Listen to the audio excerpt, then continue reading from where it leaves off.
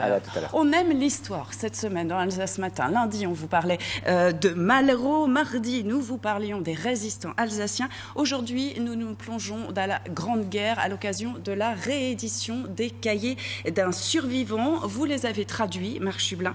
Vous êtes le mari de la petite fille du héros de cette histoire, Dominique Richert. Vous les avez traduits car ces cahiers étaient à l'origine, ce récit était en allemand. Dominique Richert, en 1914, était dans une Alsace annexée où l'on parlait donc l'allemand. Vous avez traduit donc 9 cahiers. On va peut-être voir les pages manuscrites. C'est vraiment... C'est une œuvre d'art presque en soi, mais on devine le travail de fourmi que ça a dû être pour les traduire. L'histoire de ces cahiers, c'est qu'ils ont quand même failli disparaître. J'ai même entendu dire que des souris commençaient à les grignoter. Comment vous avez remis la main sur ces cahiers? Non, disons, c'était... effectivement, les souris ont commencé à grignoter dangereusement un des cahiers. Il y en avait 8. Mais l'auteur a écrit ces cahiers vers 1923, en revenant traumatisé de la guerre, en tant que fantassin, vous imaginez, 4 ans de guerre. Et, sur beaucoup de fronts, on va en oui, reparler en front plus. de l'Ouest, front de l'Est, beaucoup à l'Est, et retour en France au printemps 1918, avant de déserter vers les Français. Et il a écrit dans une sorte de réflexe, je pense, on pourrait dire psychanalytique, un peu ce récit, sans rature, d'un jet sur 8 cahiers. Et ils sont restés... Bon, je pense qu'il l'a écrit peut-être parce qu'il venait d'avoir un enfant, ou il allait l'avoir, donc il avait peut-être envie de transmettre quelque chose par écrit. Et ils sont restés dans un grenier pendant des années. Et c'est dans les années 60 qu'un ami de la famille, je dois dire, a fait un travail essentiel. Il a dactylographié. Claude Fafin, on va le citer. Il a dactylographié les cahiers, ce qui est un travail de bénédictin énorme.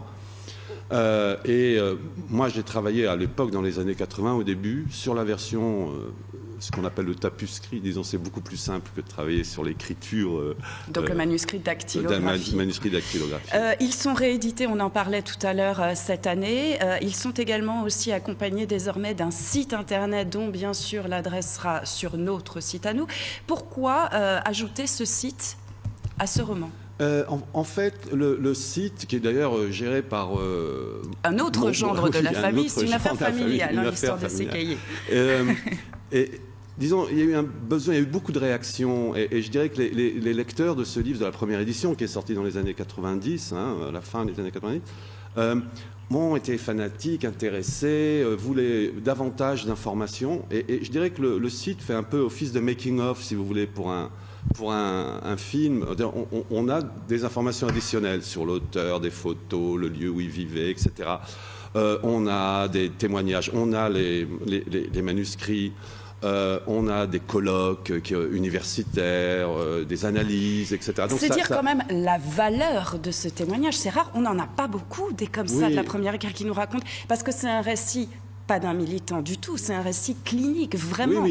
Ça raconte jour après jour aussi bien la guerre que même quand on combat pas, qu'est-ce qui se passe. Oui, tout à fait. C'est une valeur universelle selon vous. Ça peut être n'importe quel soldat, n'importe quelle époque, n'importe quel pays. C'est ça qui fait la force. Je pense qu'il y a une valeur universelle. C'est un témoignage très fort d'une routine horrible des combats d'infanterie. Mais au-delà, du petit soldat. Petit soldat. Bon, il terminera sous officier quand même, mais pendant des années, il est vraiment fantassin, toujours en première ligne, etc.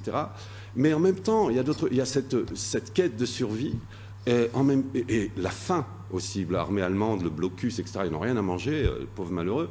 La faim le tourmente. Et quand il arrive chez les Français en 1918, des montagnes de jambon, d'oignons, de viande que les Américains ont amené, c'est extraordinaire pour lui. Il y a l'attachement à son village, à Saint-Ulrich, la paroisse, je dirais, Merzhen, Fulren, le groupe de village.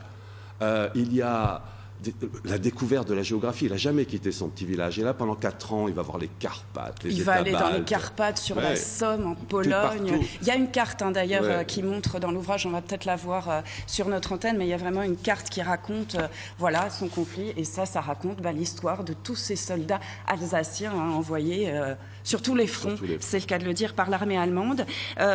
Son récit publié, republié, agrémenté d'un site. Est-ce qu'il a fait ça pour ça ? qu'est-ce qu'il en penserait aujourd'hui? Nickel, c'est le surnom de Dominique Richard dans la famille. Il en penserait quoi de tout ça? Je pense qu'il serait... D'être dans les bibliothèques universitaires traduites. Oui. Je ne l'ai pas dit aussi, en allemand, en anglais, réédité là cette année aussi en allemand. Oui, il y a une réédition allemande, traduction anglaise. Il l'a fait pour ça? Il aurait aimé? Non, il l'a fait par besoin d'extérioriser son traumatisme. Mais je pense qu'il serait extrêmement fier, oui, effectivement. Et pour dire la force de l'homme et la leçon de son histoire, c'est quand même qu'il ira jusqu'à faire exiler ses 2 fils d'Alsace pendant la Seconde Guerre mondiale pour éviter l'incorporation de force. On devine le traumatisme qu'on imagine évidemment. Et je dois dire, il était en plus quand même en tant que déserteur, comme il déserte, il était condamné à mort par contumace, donc quand les nazis sont arrivés en Alsace, il était quand même très surveillé. Et surtout, il a dit à ses 2 fils, ne revivez pas cette horreur. Et ils sont partis via la Suisse. C'est un héros dans votre famille? Certainement, oui. Je pense que... Enfin, un héros malgré lui, si vous voulez. Il n'aimait pas la conception de l'héroïsme durant la guerre, mais un modèle certainement en tant qu'humanité. Et je dirais même aussi avec beaucoup d'humour, ce qui gâche rien dans le livre. Par exemple, un tout petit cultivateur au départ qui vivait comme il pouvait. Ils sont où les cahiers originaux aujourd'hui? Écoutez, alors ça c'est une bonne question. J'ai cru comprendre qu'ils étaient rangés dans un coffre-fort dans une banque, bien protégés. Ouais, je pense qu'ils sont protégés. Ils sont précieux. Ils sont Merci protégés. beaucoup à vous. Un mot de l'émission de demain.